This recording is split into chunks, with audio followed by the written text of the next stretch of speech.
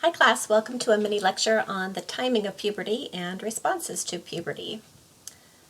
So let's get started. So first of all, there is a typical sequence of puberty that tends to happen.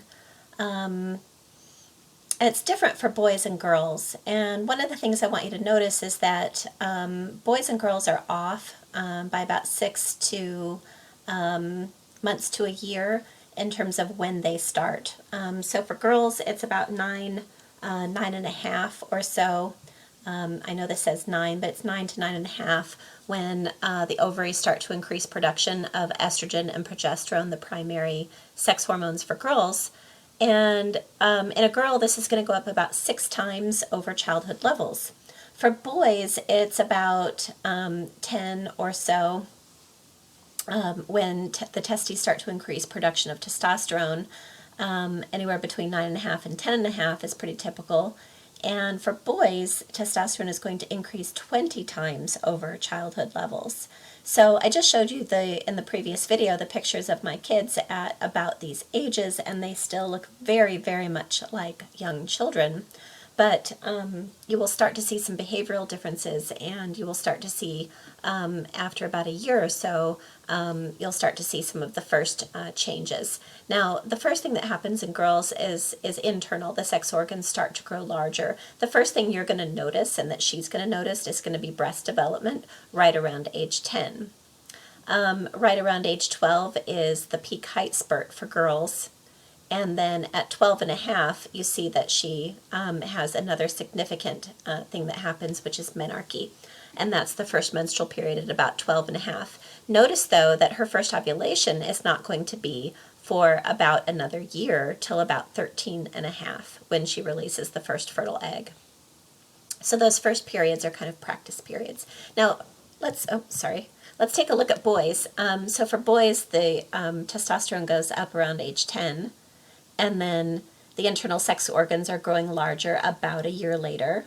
The external sex organs are growing larger about a year later. That's going to be the first thing that is observable, certainly not to you as a parent, but this will be observable to the child and his doctor during a well child exam.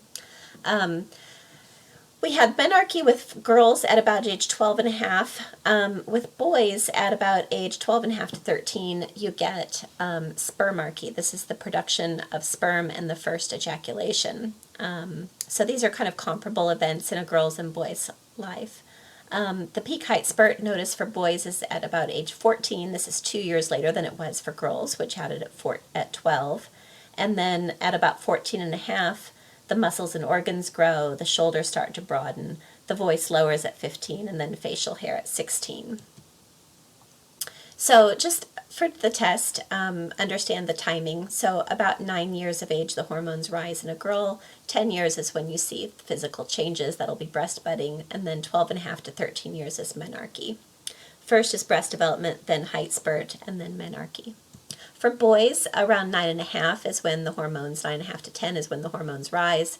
11 is when the physical changes start to occur. That's going to be where the penis and testes grow. And then 12.5 to 13 years is spermarche. So, and then 14 is the height spurt for boys. So know that for the test.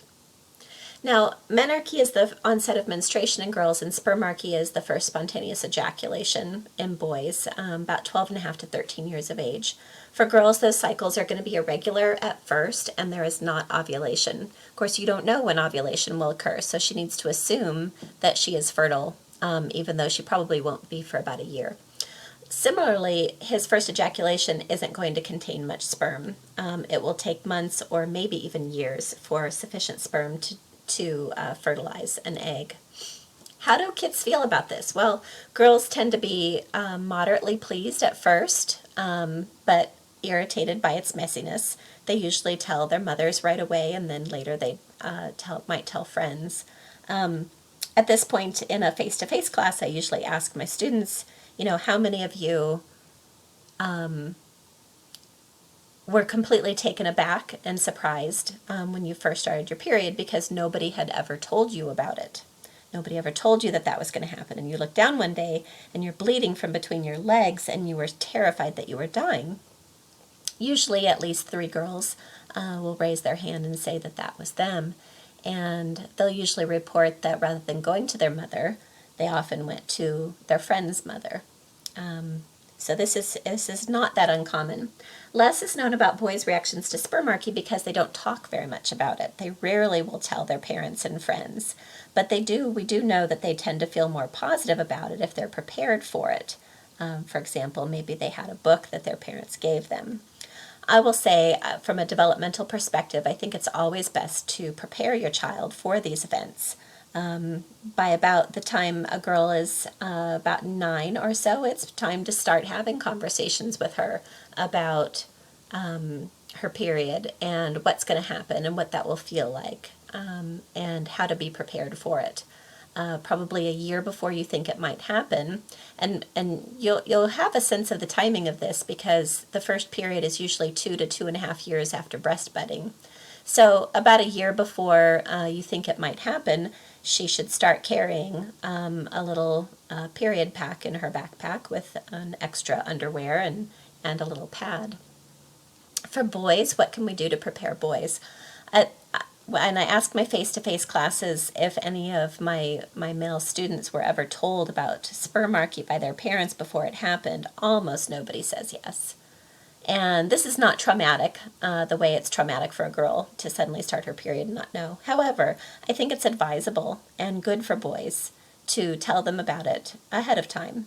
By the time they're 9, you're having birds and bees talks, and you can just say, hey, look, this is going to happen. It's probably going to happen first thing in the morning, and it's going to be messy. And you can come and talk to me about it if you want to, or we don't have to. And you can throw those sheets in the laundry if you know how to use the laundry machines, and if not, you can just throw them in the laundry room and I'll take care of it, no questions asked. And that tends to be something that boys find quite helpful. How does this even start? What are the mechanisms of this maturation? So the pituitary, first of all, it's a gland, it's a structure at the base of the brain that releases a variety of hormones that then control other hormone glands. So the pituitary is going to release growth hormone, and that's going to stimulate the ovaries to produce estrogen and the testes to produce testosterone in boys. Puberty's timing is genetically regulated. So if mom had her period late, daughter's probably going to have her period late. If dad matured early, boy's probably going to mature early. However, there are effects of environment in terms of health and nutrition, and also psychosocial influences as well. So we know that menarche is occurring earlier in countries where the socioeconomic status is higher, and the reason for that is because nutrition and healthcare are better. This is called the secular trend. You can see here this picture shows a Middle Ages Englishman, a soldier in World War I, World War II, and then 1960. We've gotten bigger and taller over time. That's because of our better nutrition and more calories. This has caused puberty to start a few weeks earlier on average for each generation. We think that probably where puberty is right now is probably as early as it's going to get, and it's not going to continue to become earlier. Of course, the opposite can be true as well, whereas good nutrition is going to speed up maturation. Chronic malnutrition will delay puberty. So girls who are in a famine-stricken country may not get their periods until, say, 18 or so. I mentioned that there's a psychosocial influence on timing of puberty as well. I wish I was there with you face-to-face to have this discussion, because here's the situation. If girls are very stressed because their mother is harshly punishing them, or the mother has a very stressful relationship herself, she will get her period earlier. A girl will also get her period earlier if the father is absent due to divorce, if he's present but psychologically distant, mentally ill, or engages in high-risk behaviors. So a drug-using dad in a gang, daughter probably gets her period early.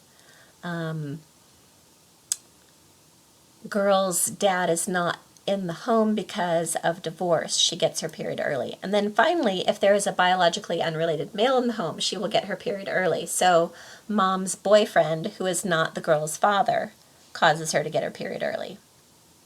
Girl is adopted, and her father is an adoptive father. She gets her period early. So why would that be? And since we can't have that discussion, I'll give you the answer.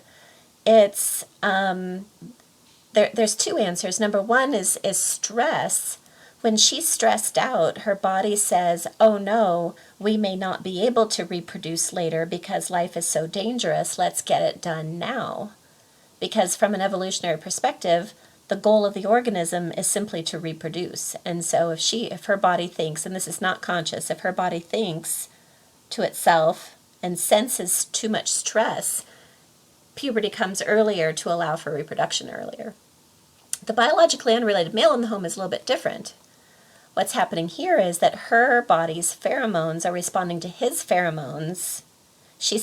Her body senses that he is biologically unrelated and therefore a potential mate.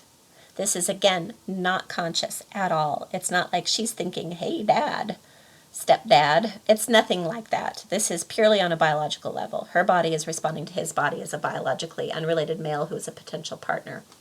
The implication here is that suppose a daughter is adopted, suppose she never knew that she was adopted, thinks these are her biological parents. Do you think she would still get her period early?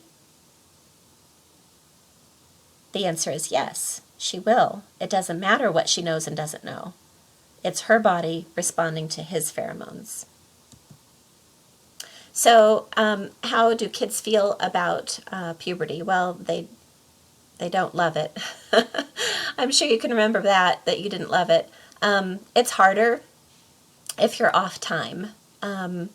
So early maturing boys and late maturing early maturing boys actually tend to do okay because it's valued in our society for males to be bigger. If you're an early maturing girl, though, ooh, that's a tough one. A girl who's developing breasts at, say, 3rd grade, this is a tough one, especially if she comes from a conflicted, impoverished home. She tends to have less self-confidence, be less popular, more depressed, behavior problems, smoking, drinking, early sex, and eventually less prestigious jobs and pay.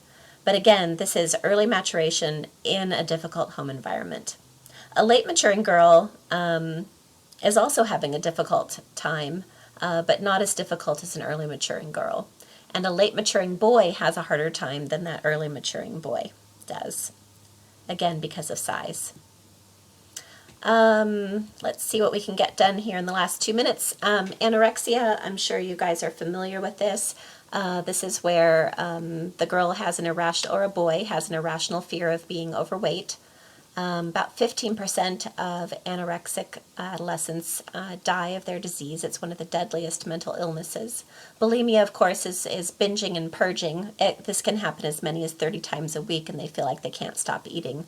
Most eating disordered adolescents are girls. About 10% are boys. Risk factors for anorexia and bulimia. In females, it's having low self-esteem or anxiety disorders. Also, you may be born with genes that regulate anxiety that are kind of off, or that regulate food intake that are off. If you were picky or had a pica disorder as a child, that's a potential concern. And then being overly concerned about weight. Overprotective parenting is an issue for anorexia, and childhood obesity for bulimics. So your parent who's saying, "Oh no, you can't do that. No, you can't go out in the backyard because somebody might, kidnap you." Well, this sends this message that the child is unsafe and that mom's going to control everything. And so what might the child do in reaction? They may say, "You know what I can control? I can control what I put in my mouth." So they've got this anxiety because mom and dad have made them feel like they should be anxious, and then mom and dad have taken away all their control, and so they reach out for whatever control they can. Boys' risk factors tend to be related to pressure to lose weight and pressure from a sport for being lean. And I'll see you in the next video.